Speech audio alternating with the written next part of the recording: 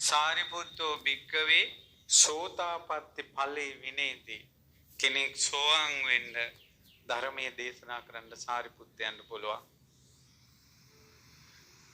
මොග්ගල්ලානෝ උත්තමත්තේ විනේති. සෝවාන් වෙච්ච කෙනාට රහත් වෙන්න ඕන විදියට බොජ්ජංග ධර්මිය වඩන හැටි පුහුණු කරන්න අපේ මොගලන් මහරහතන් වහන්සේට පුළුවන්. එදා අපගේ මුගලන් මහරහතන් වහන්සේ ගන්ධබ්බ රුක්ෂ මූලයේ බුදුරජාණන් වහන්සේ යමක මහා ප්‍රාතිහාර්ය පාණ්ඩ සූදානම් වුණ වෙලාවේ ලෝතුරා තථාගත බුදුරජාණන් වහන්සේගේ රන්වන් ශ්‍රී පාද පද්මේ අල්ලලා වන්දනා කරලා කියා හිටිනවා ස්වාමීනි භාග්‍යතුන් වහන්සේ වැඩ සිටින සේක්වා.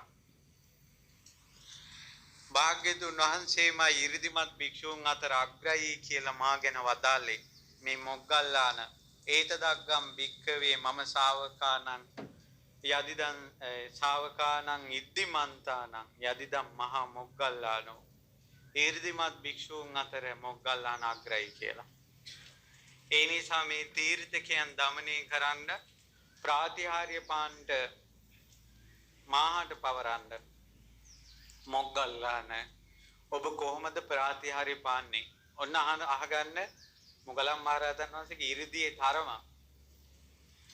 ස්වාමීනි යොදුන් 84000ක් වතුරෙන් යට තියෙන යොදුන් 84000ක් වතුරෙන් උඩ තියෙන මහා මේරු පර්වතේ මම අරගෙන තල ඇටයක් හිර කර ගන්නවා වගේ මගේ දත් අස්සේ හිර කර ගන්නම් කිව්වා. ඒක උඩ තමන්ගේ ශරීරය කොච්චර විශාල කරන්න පුළුවන්. ස්වාමීනි භාග්‍යතුන් වහන්සේ මේ මහ පොළොව වගේම අතක් මම මවලා මේ මහ පොළොවේ ඉන්න සියලුම ජීවීන් මේ අතට අරගෙන මේ මහ පොළොව අනිත් පැත්ත පෙරලන්න පුළුවන්. මහා මේරුව පර්වතයේ අතට අරගෙන පෘථුවිය ඒක උඩින් තියලා කුඩයක් අතින් ගත්ත භික්ෂුවක් සක්මන් කරනවා වගේ මම සක්මන් කරන්නම් කිව්වා. මේ ඉරහඳ කරත්තරෝදයකට වගේ තියාගන්නම් කිව්වා. මේ වලාකුළකින් වැසී ඇති ඉර මඩල අද ওই ලැජ්ජාවට වැහිලා වගේ මොගලන් මහරහතන් වහන්සේ මෙහෙම අතින් ස්පර්ශ කළා. මේ ඉර මෙහෙම ඇල්ලුවා අතින්. සඳ මඩල මෙහෙම අතින් ඇල්ලුවා.